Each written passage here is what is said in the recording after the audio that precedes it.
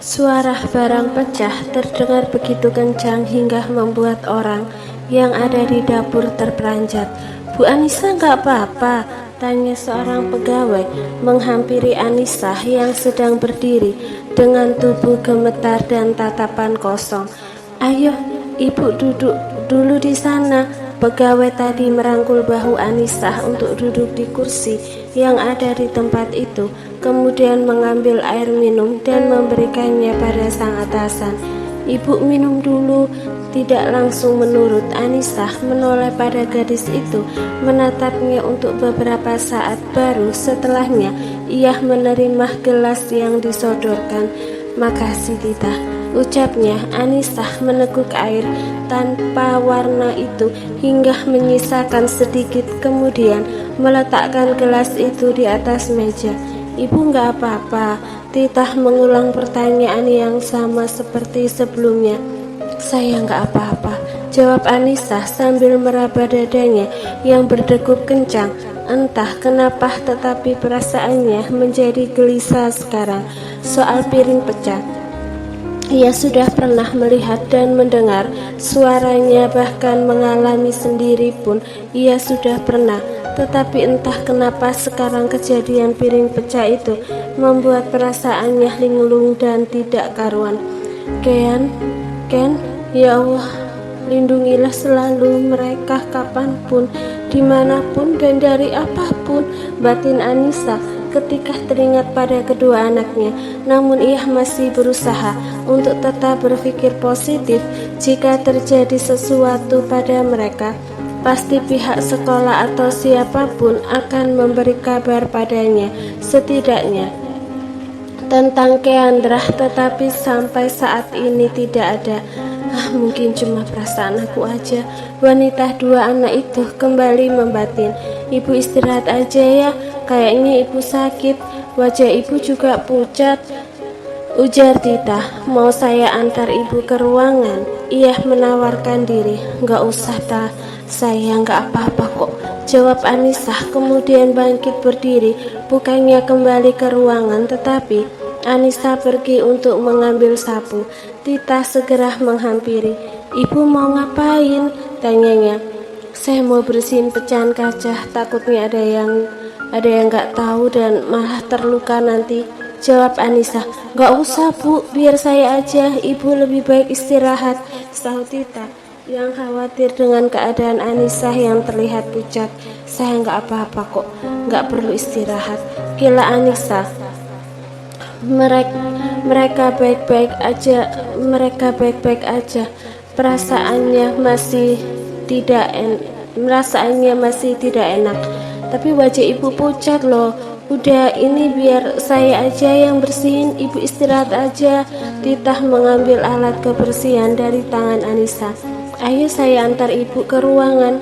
Anissa tidak lagi membantah ataupun bersuara saat Tita benar-benar membawanya ke ruangan. "Ibu lebih baik istirahat aja di sini, biar nanti kalau udah waktunya pulang keadaan ibu udah lebih baik.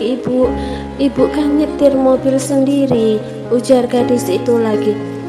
"Makasih ya Tah, maaf saya merepotkan kamu," sesal Anissa, merasa tidak enak hati pada gadis yang membantunya itu. "Nggak apa-apa Bu, ibu juga udah sering bantu saya. Wajar aja kalau saya juga bantu ibu. Lagian ini kan bos saya," jawab Tita. Anissa hanya tersenyum. "Ya udah, saya kembali ke belakang dulu," pamit Tita yang diangguki oleh Anissa. Setelah pintu ruangannya tertutup rapat, Anissa duduk di kursi kerja menyandarkan punggung, kemudian membuang nafas kasar, mencoba menenangkan diri yang sampai saat ini merasa tidak tenang. "Tenang Cah, semua baik-baik aja. Buktinya nggak ada yang menghubungi kamu kan? Kalau ada apa-apa sama Kean pasti kamu udah dikasih tahu," ia bergumam untuk menenangkan perasaannya sendiri. Kemudian kembali bekerja meski fokusnya sedikit terganggu. Ken, beberapa orang memanggil nama kedua anak yang baru saja tertabrak sebuah kendaraan roda 4 yang tiba-tiba saja memasuki jalan menuju gerbang sekolah hingga menabrak tembok. Mereka tertabrak kendaraan, tetapi Keandra yang tadi berjalan di depan Kenzo sempat terseret. "Kean!" Wira gegas berlari menghampiri Kean. "Kean, bangun sayang, Kean!" Panik melihat anak itu tidak sadarkan diri. Kenzo berusaha untuk bangkit lalu menghampiri di mana Keandra dan Wira berada. "Om, Kean gimana?" tanyanya. "Rah, ayo bawa Kean ke rumah sakit." Arini menepuk pundak pria itu. Wira langsung mengangkat tubuh kecil yang telah berlumuran cairan merah dan kental itu. Terdapat beberapa luka yang terus merebahkan tubuh Keandra di jok belakang. "Kamu nyetir aja, biar aku yang urus Kean," ujar Arini pada Wira yang tidak menanggapi tetapi menuruti ucapannya. "Ayo Ken, duduk di depan sama Om. Ken juga harus diobati." "Iya Bu." Kenzo duduk di bagian depan mobil bersama sang Om. Berbeda dengan Keandra yang terluka parah, Kenzo hanya mengalami beberapa luka lecet di tubuhnya yang juga mengeluarkan cairan merah, tetapi tidak seberapa parah. "Di belakang ada baju aku, pakai aja buat mengikat lukanya biar nggak ngeluarin," ujar Wirah pada Arini. Gadis itu hanya mengangguk kemudian melakukan apa yang Wira katakan. Beruntung jalan yang ditempuh untuk sampai ke rumah sakit cukup lancar. Ditambah sekolah pun berada di lokasi strategis yang dekat dengan beberapa fasilitas umum seperti rumah sakit. Mobil yang Wira kendarai berhenti di depan lobi rumah sakit. Segera ia turun lalu kembali menggendong tubuh Keandra. "Suster, tolong!" teriaknya saat memasuki lobi. Dengan cepat suster membawa berangkar dan segera mendorong tempat tidur itu menuju ruang penanganan. "Bapak silahkan tunggu di sini," ujar suster menahan Wirah yang hendak ikut masuk. Pria itu beberapa kali hanya berjalan bolak-balik di depan ruang penanganan, kemudian duduk di kursi tunggu.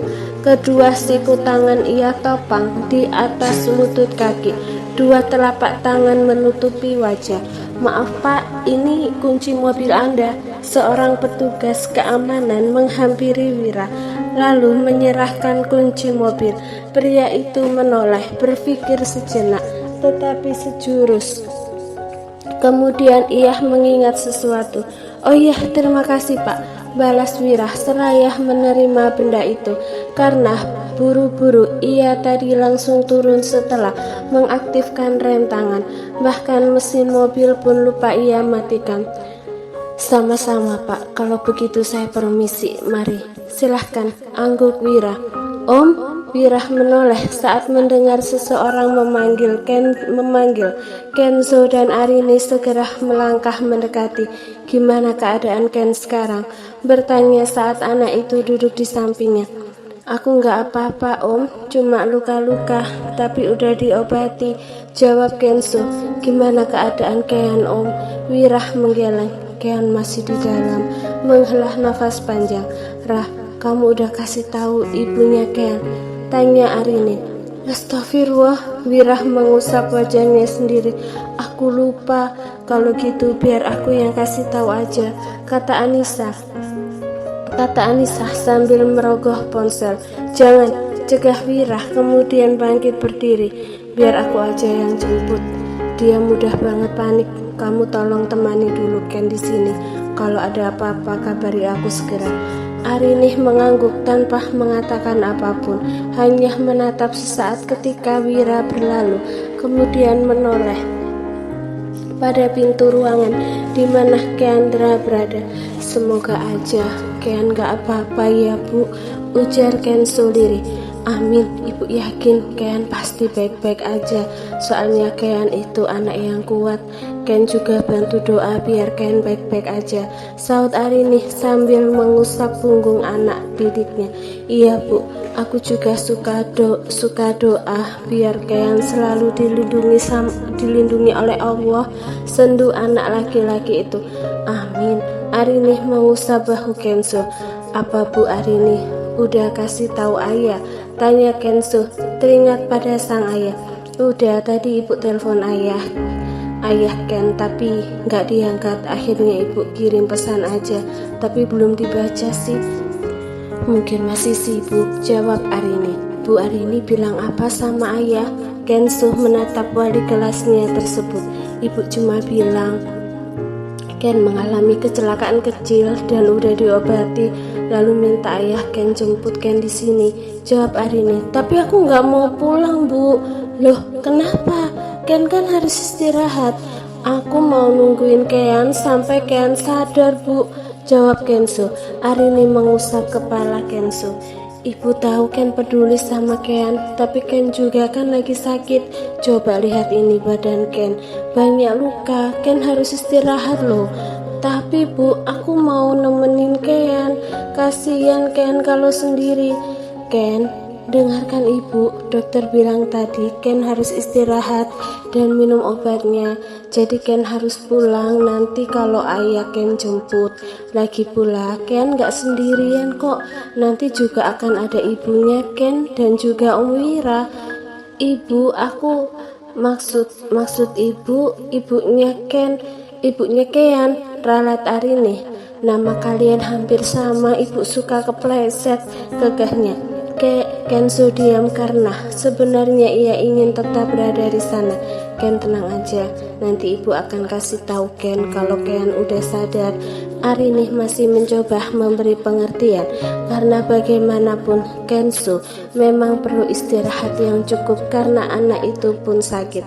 Baiklah, Kenzo menghela nafas panjang, kemudian menoleh ke arah ruangan yang masih tertutup rapat. Maaf Ken, ini semua gara-gara aku. Masuk, Anissa berseru ketika mendengar suara ketukan. Pintu pun terbuka. Maaf bu, di depan ada tamu. Siapa lagi? Anissa bertanya dengan malas karena mengira yang datang dan mencari masalah adalah Bara. Pak Wira. Ibunda Keandra dan Kenzo itu mengerutkan dahi. Oke, makasih, sebentar lagi saya keluar. Baik bu, pegawai itu meninggalkan ruangan Anissa. Tumben banget Wira kesini, gak telepon aku dulu. Apa aku yang gak ngeh ya? Gumamnya seraya membuka laci, meraih ponsel dan menekan salah satu tombol yang ada pada benda itu, tetapi ternyata tidak mau menyala. Pantas aja gak dengar bunyi, ternyata mati. Kayaknya habis baterai. Anissa mengisi daya ponsel pintarnya. Benar, ternyata baterainya habis. Setelah itu ia kemudian keluar dari ruangan untuk menemui Wira. Banyak tanya yang terlintas di benaknya kini tentang kedatangan pria itu yang tidak seperti biasanya. Rah, hai, kenapa nunggu di luar? Ken mana? Kok nggak diajak juga? Atau udah kamu antar ke panti? Anissa memberondong pria itu dengan beberapa pertanyaan sekaligus. Kamu ikut aku yuk, ajak Wira tanpa menjawab satupun pertanyaan Anissa. Ikut kemana? Udah, pokoknya ikut aja, nanti juga kamu tahu, sahut Wira. Gak bisa Ra, aku belum waktunya pulang, tolak Anissa. Ini penting. Apanya yang penting? Aku ceritakan di jalan aja. Sekarang kamu ikut aku, tegas pria bernama lengkap Arga Wira Abimanah tersebut sambil berlalu. Anissa masih berdiri di tempat, ragu mengikuti temannya karena tujuan saja tidak jelas mau kemana. Wira berbalik saat menyadari sang teman tidak mengikutinya. Cak, ayo dong, jangan buang-buang waktu. Oke, tapi tunggu sebentar, aku ambil dulu tas sambil bilang sama anak-anak. Anissa kembali masuk ke dalam restoran. Beberapa menit kemudian ia kembali dengan membawa tas di tangan dan segera mendekati mobil milik Wira. Cepat Cak, ujar Wira saat temannya membuka pintu. Iya tunggu, gak sabaran banget sih. omel Anissa sambil duduk di kursi samping kemudi. Rah, Kian baik-baik aja kan? Aku dari tadi kepikiran dia terus. Anissa bertanya saat mobil yang dikendarai Wira sudah melaju meninggalkan tempat ia bekerja. Wira diam, bingung harus memulai dari mana untuk menceritakan apa yang terjadi saat ia tinggal saja keadaan Keandra sedang kritis. Sekarang entah bagaimana. Wira, kok kamu diam aja sih? Gak dengar orang nanya. Anissa menatap pria yang sedang fokus mengemudi. Kean lagi nunggu kamu. Hanya itu yang Wira katakan.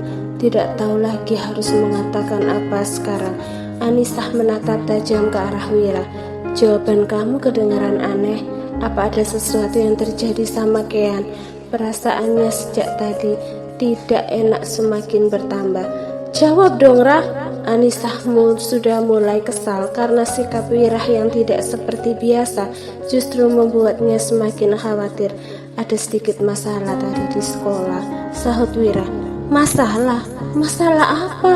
Tanya Anissa kemudian mengedarkan pandangan keluar kendaraan melalui jendela. Kita ngapain ke rumah sakit? Kean kenapa, Rah? Meninggi suara wanita itu. Wira menghela nafas panjang sebelum akhirnya bicara. Kamu lihat saja nanti di dalam. Aku nggak tahu gimana cara ngasih tahu kamu. Tanpa menunggu, Anissa langsung turun dari mobil, setengah berlari memasuki lobi. Kini ia semakin yakin ada sesuatu yang terjadi pada putrinya. Wira segera mengajar. Lewat sini. Anissa mengikuti hingga mereka tiba di sebuah koridor rumah sakit itu. Anissa melambatkan langkah. Saat di depan sana, ia melihat Kenzo dengan keadaan tidak baik-baik saja. Matanya seketika memanas, berdiri memandang sendu di hadapan putranya. Pandangan pun sudah berkabut hingga ceklek. Suara pintu yang dibuka membuat semua yang ada di sana menoleh, kecuali Anissa yang masih menatap sedih ke arah Kenzo. Keluarga Keandra, suster itu bersuara. Barulah saat itu Anissa tersadar dan menoleh. Apa katanya tadi? Keandra, kenapa suster itu bisa menyebutkan nama putrinya? Apa sebenarnya yang sudah terjadi? Banyak tanya dalam kepala Anissa saat ini. Ia pun baru menyadari bahwa mereka sedang berada di depan sebuah ruang ICU. Kami keluarganya, Sus. Itu suara Wira. Bagaimana keadaan Keandra, Sus? Pasien masih dalam keadaan kritis dan membutuhkan transfusi darah.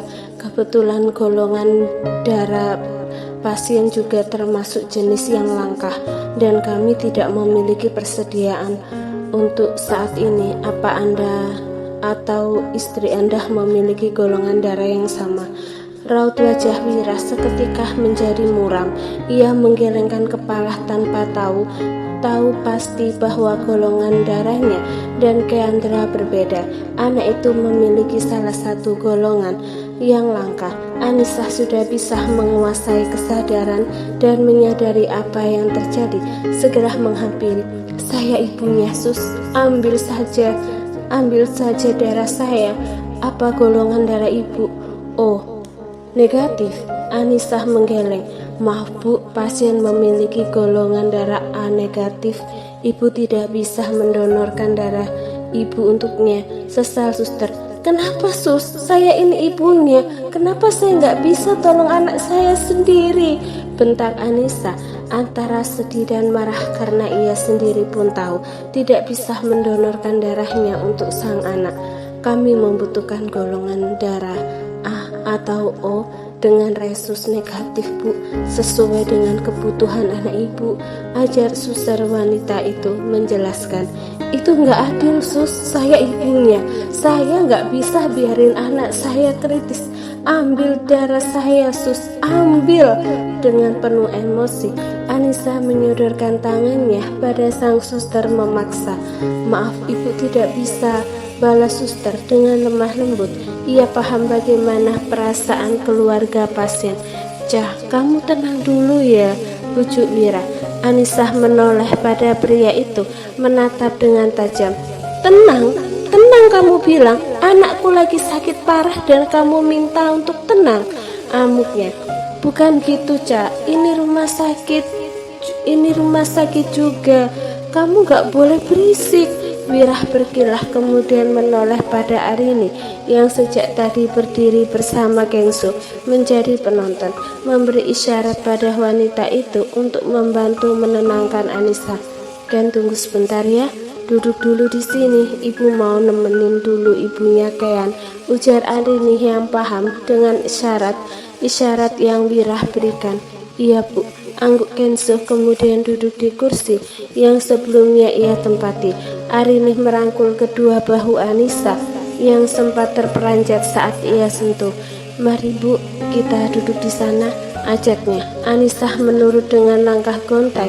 Ia berjalan, dipapak oleh Arini. Jika tidak dibantu, entah ia masih bisa berdiri atau tidak. Yang ia rasakan saat ini lututnya seperti melunak. Belum juga rasa terkejutnya hilang saat melihat keadaan Kenso. Ia sudah mendapatkan kabar lain yang sempat membuat jantungnya seperti berhenti berdetak. Hati-hati bu, ujar Arini sambil menahan tubuh ringkih Anissa yang hampir saja terjatuh. Wirah menghela nafas panjang, kemudian menoleh pada suster yang masih berdiri di depan pintu. Saya minta maaf atas kejadian tadi. Tolong lakukan yang terbaik sus, bantu kami mendapatkan donor yang tepat. Kami pun akan berusaha mendapatkannya. Baik pak, kami akan berusaha semampu kami. Tapi kalau bapak ada keluarga yang memiliki golongan darah yang sama, bisa segera bawa ke sini dan beritahu kami, balas suster. Baik sus. Suster pun mengangguk. Saya permisi, mari silahkan. Wirah menatap punggung sang suster yang berlalu meninggalkan mereka, kemudian mengalihkan pandangan pada Anissa yang sedang duduk di kursi bersama Arini dan sudah terlihat lebih tenang. Pria itu menghampiri Anissa yang masih menangis, mengangguk samar pada Arini. Guru muda tersebut bangkit berdiri, kemudian menghampiri Kenso yang duduk di kursi panjang lain. Wirah duduk di samping Anissa, sedikit berjarak, diam untuk beberapa saat sambil menatap sang teman. Tentu ia pun bisa merasakan kesedihan wanita itu. Anissa menoleh pada pria yang duduk di sampingnya. Kita harus gimana sekarang, Rah? Kemana kita cari orang yang bisa bantu Kean? Wirah membalas tatapan wanita itu. Aku yakin kamu tahu apa yang harus kamu lakukan untuk menolong Kean, Ca. Anissa membuang pandangan ke arah ruangan tempat putrinya mendapatkan perawatan, menghela nafas panjang. Tanpa mengatakan apapun, wanita itu kini tengah dilanda dilema.